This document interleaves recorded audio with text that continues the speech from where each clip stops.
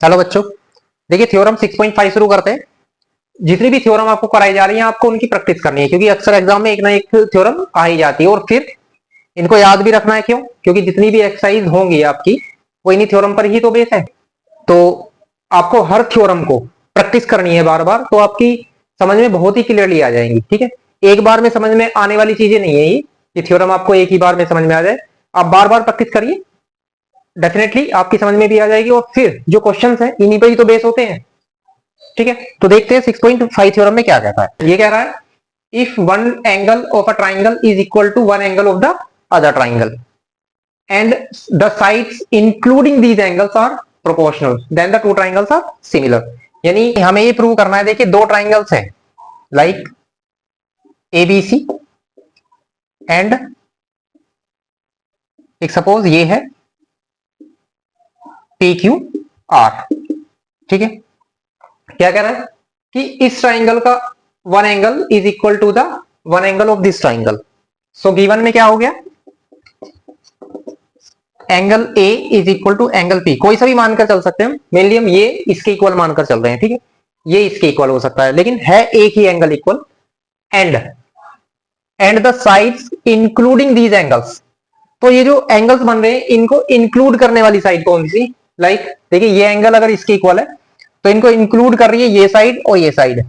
तो इंक्लूड करने वाली साइड्स आर प्रोपोर्शनल। तो ये दोनों प्रोपोर्शनल है। दैट इज एक और हमें गिवन हो गया कि A B divide by P Q is equal to A C divide by P are.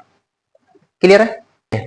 बस यही साइड जो इन एंगल को इंक्लूड कर रही है यही प्रोपोर्शनल है। ठीक है, प्रोपोर्शनल का मतलब इसका रेशो और इसका रेशो इक्वल है। क्लियर है? अब देखिए सेकंड पॉइंट आता है हमारा टू प्रूव। यानी प्रूव में क्या करना है कि then the two triangles are similar. ये इंपॉर्टेंट चीज है कि दोनों ट्राइंगल सिमिलर हैं। अब हमें अगर सिमिलर दिखाने हैं दो ट्राइंगल्स को तो हमें क्या दिखाना चाहिए?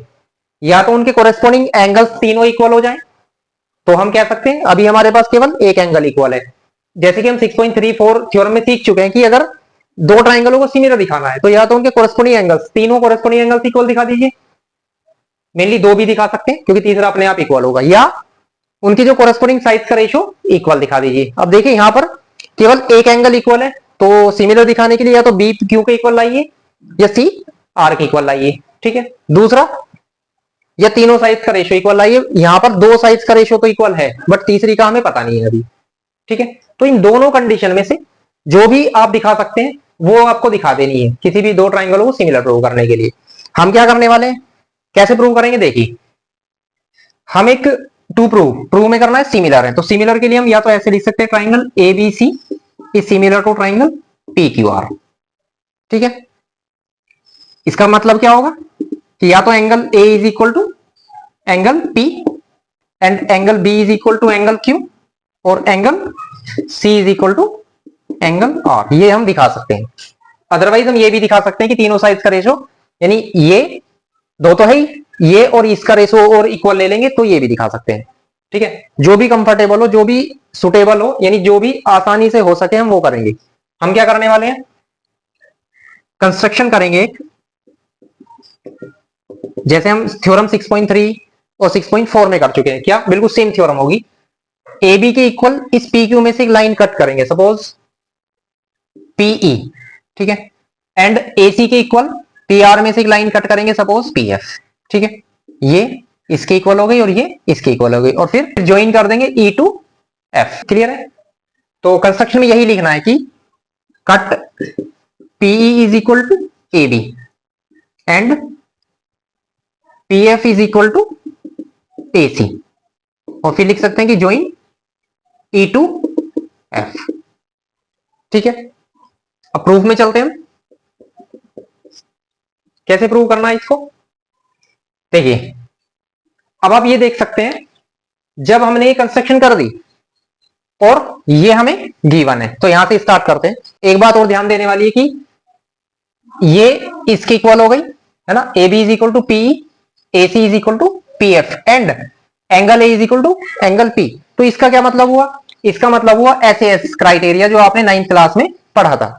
यानी अगर किसी ट्राइंगल में दो साइड इक्वल हो और उनका इंक्लूडेड एंगल इक्वल हो, इंक्लूडेड उनके बीच में, तो वो दोनों ट्राइंगल कॉन्ग्रेंट हो जाते हैं। ठीक है, आपको ये बहुत अच्छी तरह से ध्यान रखना है। तो गौर करिए, जब वो कॉन्ग्रेंट हो गए, और हमने एक्सरसाइज 6.1 के इंट्रोडक्शन में ये बताया था, जब भी दो ट्राइंगल कॉन्ग्रेंट हो जाएंगे तो वो डेफिनेटली सिमिलर भी होंगे। ठीक है, लेकिन सभी सिमिलर ट्राइंगल जो है कॉन्ग्रेंट नहीं होते, बट सभी कॉन्ग्रेंट ट्राइंगल सिमिलर होते हैं। क्लियर है? तो ये हो जाते हैं आपके कॉन्ग्रेंट। अभी इसे लिखेंगे, कैसे कैसे करना है आपको देखना है। ठीक है, अब देखते हैं। देखिए, तो अब हम आते हैं इस पर, A B divide by P Q is equal to A C divide by P R. क्यों? ये गिवन है। ठीक है, अब जब ये गिवन है, हमने एक कंस्ट्रक्शन फिर की है, हमने जो कंस्ट्रक्शन की है उससे हम जैसा करते आ रहे हैं, ए बी के प्लेस पर पीई रखिए, ए सी के प्लेस पर पी एफ रखिए। तो ए बी है, इसके प्लेस पर आ जाएगा PE divide by P Q is equal to A C के प्लेस पर P F divide by P R, यानी ये ऐसी रहेगा। ठीक है, ए बी के प्लेस पर आ जाता है और ए सी के प्लेस पर आ जाता है पी एफ। बात है यहां तक समझ में? अब देखिए क्या निकल कर आया इस ट्राइंगल में, देखते हैं। देखिए, P divide by P Q is equal to P F divide by P R. ठीक है, क्या मतलब है इसका? अगर किसी ट्राइंगल में इस तरह से आ जाता है कि P divide by P Q is equal to P F divide by P R, या P divide by E Q is equal to P F divide by F R, जैसे हम कन्वर्स ऑफ थेल्स थ्योरम में समझा चुके हैं कि अगर ऐसा आता है तो इसका मतलब होगा ये लाइन इससे पैरेलल होगी। ठीक है, सो इसका मतलब हो गया कि जब ऐसा है तो ये कन्वर्स ऑफ थेल्स थ्योरम हो रही है, कन्वर्स ऑफ थेल्स थ्योरम।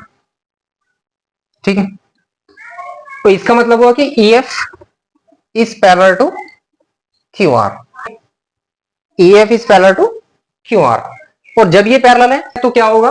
ये दोनों पैरेलल हुई, तो अब 9th वाली थ्योरम याद करते हैं कि दो पैरेलल लाइन को एक ट्रांसवर्सल कट करेगी तो ये एंगल इसके इक्वल होगा, है ना, और ये एंगल इसके इक्वल होगा, रीजन कोरेस्पोंडिंग एंगल। सो हम यहां लिख सकते हैं कि ये वाला एंगल इसके equal. So angle P E F is equal to angle Q and angle P F E, ये वाला angle P F E is equal to angle R के। ठीक है, बात है यहां तक समझ में? आप देखिए, ये एंगल इसके इक्वल, ये एंगल इसके इक्वल। क्लियर है? हम इसे कोरेस्पोंडिंग एंगल्स लिख सकते हैं, इनका रीजन कि कोरेस्पोंडिंग एंगल्स हैं। अब आपको क्या करना है, अब हम चलते हैं इन दोनों ट्राइंगलों में, इन triangle ABC and triangle PEF में, पीईएफ में। ठीक है, क्लियर है? जैसे हम बता चुके हैं कि इन दोनों को अब आप दिखाएंगे कॉन्ग्रेंट। कैसे? A B is equal to PE है, reason construction, and A C is equal to P F है, इसका reason construction, and angle A is equal to angle P है, इसका रीजन गिवन। क्लियर है? तो जब हमने तीन चीजें दिखा दी, तीन का मतलब टू साइड्स और उनका इंक्लूडेड एंगल, तब ये ट्राइंगल कॉन्ग्रेंट हुए। सो हम लिख सकते हैं triangle ABC is congruent, triangle ABC is congruent to triangle PEF. और कॉन्ग्रेंट होने का क्या मतलब है? कॉन्ग्रेंट होने का मतलब है कि उनकी सभी कोरेस्पोंडिंग चीजें इक्वल हो जाती हैं, दो ट्राइंगलों की सभी कोरेस्पोंडिंग चीजें इक्वल हो जाती हैं। सो हम ये कह सकते हैं, तो एंगल अब जो बी होगा वो पीईएफ के इक्वल हो जाएगा।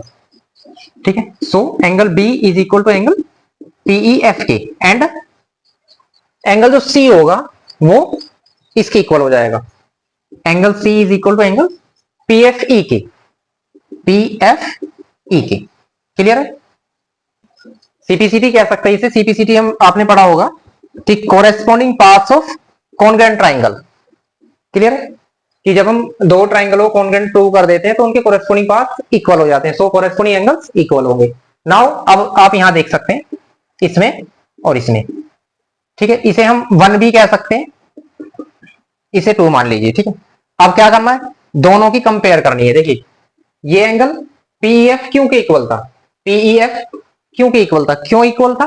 क्योंकि ये हमने प्रूव किया था ये दोनों लाइन पैरेलल है, तो ये एंगल इसके इक्वल है, एंड जब ये दोनों ट्राइंगल कॉन्ग्रेंट हो गए तो ये एंगल इसके इक्वल है, यानी एक दूसरे के इक्वल, दूसरा तीसरे के इक्वल। इसका मतलब ये होता है कि तीनों एंगल्स इक्वल है, या हम ये कह सकते हैं सो ये और ये एंगल इक्वल होगा या नहीं होगा।